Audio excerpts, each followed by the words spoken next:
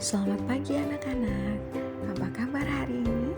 Berjumpa lagi dengan Miss Susan. Kali ini kita bertemu dalam kelas IPAS. Untuk materi IPAS hari ini, kita akan belajar tentang kerusakan lingkungan dan kenampakan alam beserta manfaatnya. Sudah siap belajar semua hari ini? Yuk kita mulai belajar kita hari ini bersama-sama. Agenda belajar kita hari ini adalah pertama, kita akan belajar tentang kegiatan yang menyebabkan kerusakan lingkungan. Kemudian yang kedua, kita akan belajar mengenal beberapa kenampakan alam beserta manfaatnya.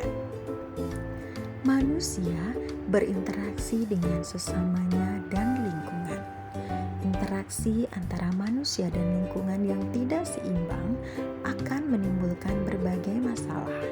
Tidak jarang manusia merusak alam demi kepentingan dirinya sendiri tanpa memperhatikan kelangsungan hidup hewan dan tumbuhan. Seperti misalnya kebakaran hutan. Kadang manusia dengan sengaja membakar hutan untuk kebutuhan mereka, tanpa mereka memikirkan bahwa dengan membakar hutan akan mengakibatkan hilangnya habitat dan sumber makanan bagi satwa yang berada di hutan tersebut. Selain kebakaran hutan, contoh kegiatan manusia yang dapat menyebabkan kerusakan lingkungan adalah penangkapan ikan menggunakan bom atau pukat harimau dapat mengakibatkan rusaknya terumbu karang dan semua hewan laut. Penggunaan bom ikan dan pukat harimau juga bisa mengakibatkan habisnya sumber daya ikan yang ada di laut, karena bukan hanya ikan besar yang tertangkap, melainkan sampai dengan ikan-ikan kecil akan tertangkap. Selain penggunaan bom ikan dan pukat harimau, kegiatan membuang sampah sembarangan juga dapat merusak lingkungan. Membuang sampah sembarangan masih sering dilakukan oleh manusia tanpa mereka sadari akan bahayanya membuang sampah sembarangan, yaitu terjadinya banjir dan polusi udara serta polusi air. Oleh sebab itu, kita harus mengurangi hal-hal atau kegiatan yang dapat menyebabkan kerusakan lingkungan supaya interaksi antara manusia dan lingkungan kembali seimbang. Jika manusia mampu menghilangkan hal-hal ataupun kegiatan yang dapat merusak lingkungan kita, maka kita akan dapat menjaga dan melestarikan kenampakan alam yang kita miliki. Ada beberapa kenampakan alam yang dimiliki oleh bangsa Indonesia. Di antaranya, yang pertama, dataran tinggi, kedua, dataran rendah, dan ketiga adalah pantai. Kita akan bahas satu persatu tentang kenampakan alam tersebut.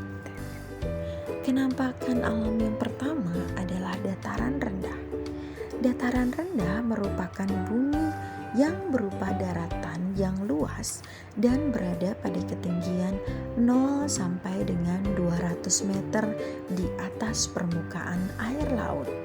Daerah dataran rendah biasanya dimanfaatkan oleh manusia untuk keperluan berbagai bidang seperti peternakan, perkebunan, pertanian, perumahan, dan industri. Contoh hasil pertanian di daerah dataran rendah adalah padi, karet, kelapa sawit, dan tebu. Contoh hewan ternak di dataran rendah adalah ternak ayam, itik, sapi, kambing, dan ternak ikan air tawar. Mata pencaharian penduduk di dataran rendah sangat beragam, seperti petani, peternak, ataupun pegawai perusahaan. Berikutnya adalah kenampakan alam berupa dataran tinggi.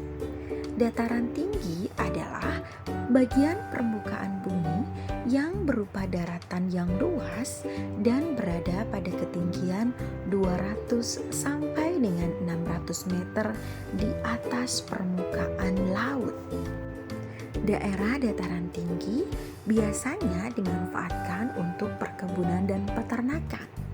Contoh perkebunan pada umumnya adalah kebun teh, perkebunan kopi, dan kina.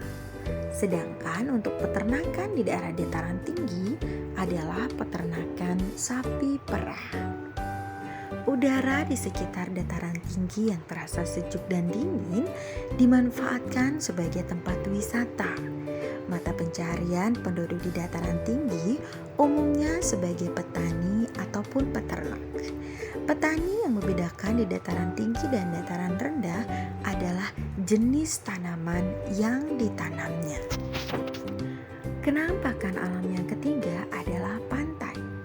Pantai adalah daratan yang berbatasan langsung dengan laut.